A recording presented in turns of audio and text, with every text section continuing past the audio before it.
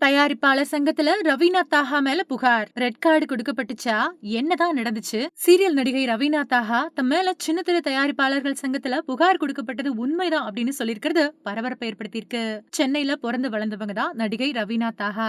G Tamil தொலைக்காட்சியில ஒளிபரப்பான dance ஜோடி டான்ஸ் நிகழ்ச்சியின் மூலமா சின்னத்திரைக்கு அறிமுகமானவங்க. அதுக்கு பின்னாடிதான் பூவே பூச்சுடவா அப்படிங்கிற சீரியல்ல நடிக்க வாய்ப்பு கிடைச்சது.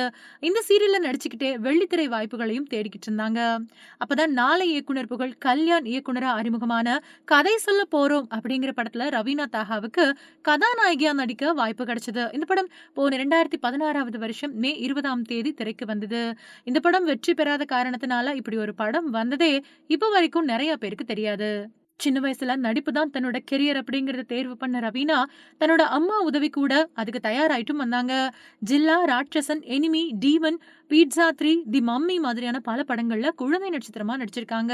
ஆனா இவங்கள பட்டி தொட்டி எல்லாம் பிரபலம் அடைய வச்சது விஜய் டிவில ஒளிபரப்பான மௌனராகம் 2 சீரியல் தான். வேற மாதிரி ஆபீஸ் சீசன் 2, வேற மாதிரி ட்ரிப் மாதிரியான வெப் சீரிஸ்லயும் நடிச்சிருக்காங்க. இவ்வளவு ஏன் போன 2023வது வருஷம் விஜய் தொலைக்காட்சியில ஒளிபரப்பான குக் வித் கோமாளி சீசன் 4 நிகழ்ச்சியில கோமாளியா கலந்துக்கிட்டு அசத்துனாங்க. அதுலயும் வடிவேலு மாதிரி கெட்டப் போட்டு இவங்க செஞ்ச அலப்பறை வேற லெவலுக்கு கவனிக்கப்பட்டுச்சு. டான்ஸ் மேல இருக்கக்கூடிய ஆர்வத்தால தொடர்ந்து ஜோடி ஆர் யூ ரெடி அப்படிங்கிற டான்ஸ் ஷோவில் கலந்துக்கிட்டு 2வது இடத்தை பிடிச்சாங்க. இந்த நிலையில தான் ரவீனாவுக்கு சீரியல்கள்ல நடிக்க ரெட் கார்டு போடப்பட்டிருக்கிறதா தகவல் வெளியாயிருக்கு. இதுக்கு காரணம் அவங்க ஒரு சீரியல் நடிக்க ஒப்பந்தமாயிருந்த நிலையில அந்த சீரியல்ல இருந்து திடீர்னு விலகிட்டாங்க. இதன் காரணமா தயாரிப்பு நிறுவனமானது சின்னத்திரைக்கான தயாரிப்பாளர்கள் சங்கத்துல அவங்க மேல புகார் கொடுத்திருக்கு.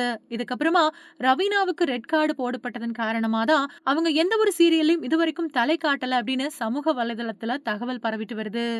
இதுக்கு விளக்கம் கொடுத்திருக்கக்கூடிய ரவீனா, தயாரிப்பாளர்கள் சங்கத்துல என் மேல புகார் கொடுக்கப்பட்டது உண்மைதான். ஆனா எந்தவித ரெட் கார்டும் எனக்கு போடப்படல.